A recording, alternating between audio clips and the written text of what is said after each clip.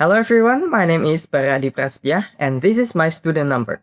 In this video, I'm doing assessment to consecutive interpreting using TED-Ed video titled Working Backward to Solve Problems by Maurice Ashley. Here's the consecutive interpreting. There is a myth that grandmasters can see 10, 15, 20 moves ahead. And it's a great myth because I'm a grandmaster and it makes me look like a super freaking genius. But the truth is, in just the first four moves, there are 318 billion ways you could play. Now, that'd be cool if I could pull that off, but grandmasters just can't. It's too much. Ada mitos bahwa Grandmaster bisa melihat 10, 15, 20 langkah ke depan. Dan ini mitos yang luar biasa karena saya adalah seorang Grandmaster. Dan itu membuat saya terlihat seperti orang yang benar-benar jenius. Tapi kenyataannya, hanya pada 4 langkah pertama saja sudah ada 318 miliar kemungkinan cara Anda bisa bermain. Nah, bakal sangat keren kalau saya bisa melakukannya. Tapi para Grandmaster tidak bisa, itu terlalu banyak. So we use different techniques to be able to look ahead. And some of these techniques include chunking, which means taking a group of a chess position and seeing what possibilities can come from just that group, or pattern recognition, which is just going over a lot of positions that look very similarly and extrapolating truths from that. The stepping stone method, which is to take a position, freeze it in your mind, and go from there to guess the next position. But one of my favorites that I love to solve these kind of chess puzzles is called retrograde analysis. And what you do with retrograde analysis is that in order to look ahead, it pays to look backwards. Jadi kami menggunakan berbagai teknik berbeda agar bisa melihat ke depan. Dan beberapa teknik ini termasuk chunking, yang berarti mengambil satu kelompok, satu posisi catur, dan melihat kemungkinan apa yang bisa muncul dari kelompok itu saja. Pengenalan pola, yaitu dengan mengamati banyak posisi yang terlihat sangat mirip, dan mengekstrapolasi fakta dari sana. Metode batu loncatan, yaitu dengan mengambil satu posisi, menahannya di pikiran Anda, dan bergerak dari sana untuk menebak posisi berikutnya. Tapi salah satu favorit saya yang sangat saya sukai untuk memecahkan teka-teki catur semacam ini disebut analisis retrograde. Dan apa yang Anda lakukan dengan analisis retrograde adalah Anda bisa melihat ke depan, akan sangat berguna jika Anda melihat ke belakang.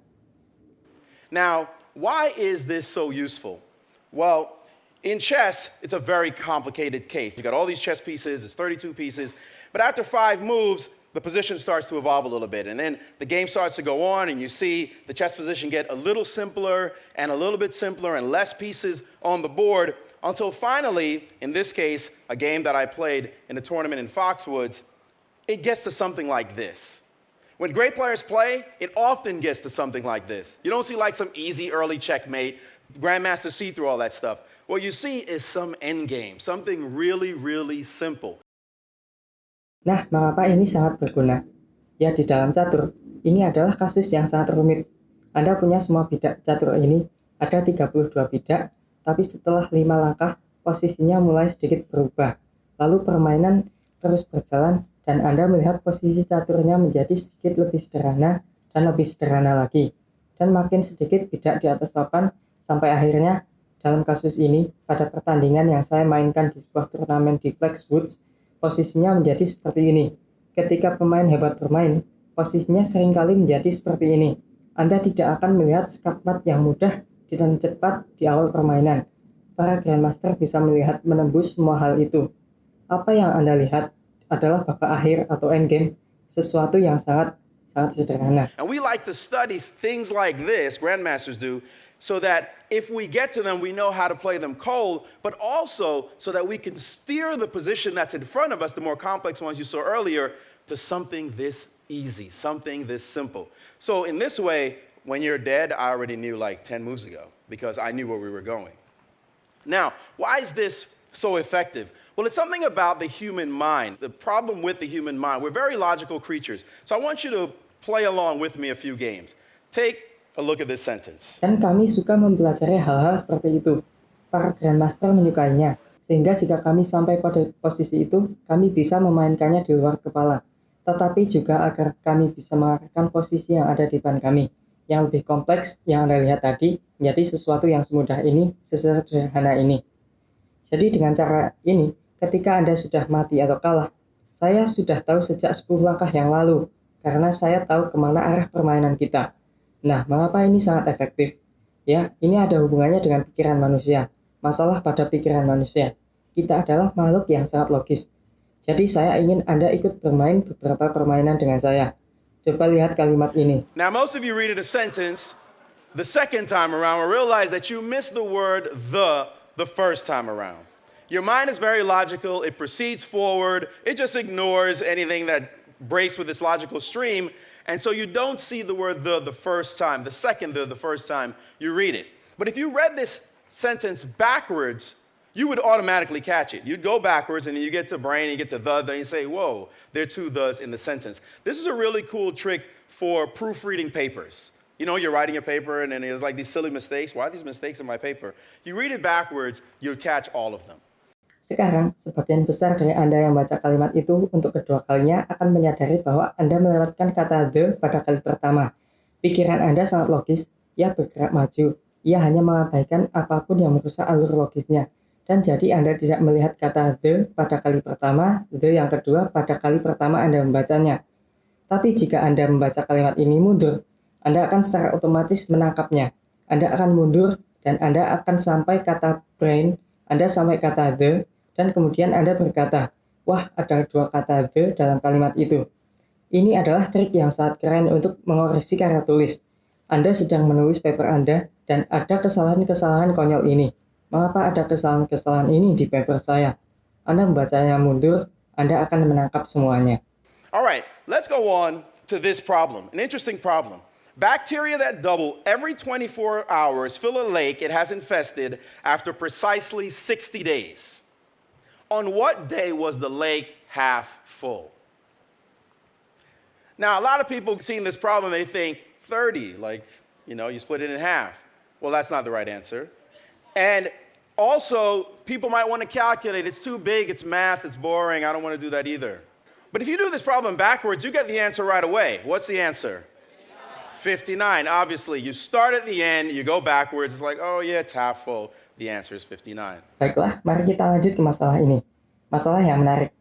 Bakteri yang berlipat ganda setiap 24 jam memenuhi danau yang diinfeksikannya tepat setelah 60 hari. Pada hari keberapa danau itu terisi separuh. Nah, banyak orang melihat masalah ini dan mereka akan berpikir, 30, ya, Anda tahu, tinggal dibagi 2 saja. Sayangnya, itu bukan jawaban yang benar. Dan mungkin ada juga orang yang ingin mengambil kalkulator. Angkanya terlalu besar, ini matematika, membosankan. Saya juga tidak mau melakukannya. Tetapi jika Anda mengerjakan masalah ini dari belakang, Anda akan langsung mendapatkan jawabannya. Apa jawabannya? 59, tentu saja. Anda mulai dari akhir, Anda mundur ke belakang, dan rasanya seperti, oh ya, separuh penuh, jawabannya 59. Here's another puzzle, a little bit more complicated. You have 6 numbers, 1 through 6. The cards are face down. You and I are going to pick a card. You pick a card and you look at it, it says the number 2. I look at my card, I think about it for a minute, and I say, I want to trade. The reason I want to trade, we're going to trade to see who has the highest number at the end. Do you trade with me? Yes. Most people say, of course, I got a 2, 2 sucks. There are 4 numbers higher, probability says I'm going to do better. Wrong answer, you're playing a grandmaster. Ini ada teka-teki lain, sedikit lebih rumit.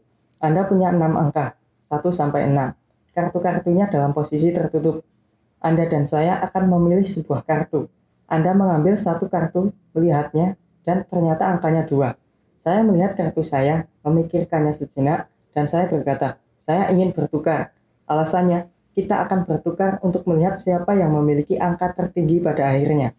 Apakah Anda mau bertukar dengan saya? Kebanyakan orang akan berkata, tentu saja, saya dapat angka 2. Angka 2 itu payah. Ada 4 angka yang lebih tinggi. Probabilitas mengatakan saya akan dapat angka yang lebih baik. Jawabannya salah. Anda sedang bermain dengan seorang grandmaster. You start from the back and you work it out. If I had the number 6, would I offer to trade? Of course not. I'm not dumb. What about the number 5? Probably not either, because you're not going to say yes if you have a 6. Well, if 5's not going to trade and 6 is not going to trade, 4 is going to be like, I'm not trading either because 5 and 6's don't trade. So you see what happens as we work backward. 3 is going to realize 4, 5, and 6, they don't trade. So the offer is definitely a 1. And all of you who said yes, thanks for your money. Anda mulai dari belakang dan Anda memecahkannya. Jika saya memegang angka 6, apakah saya akan menawarkan pertukaran? Tentu saja tidak, saya tidak bodoh. Bagaimana dengan angka 5?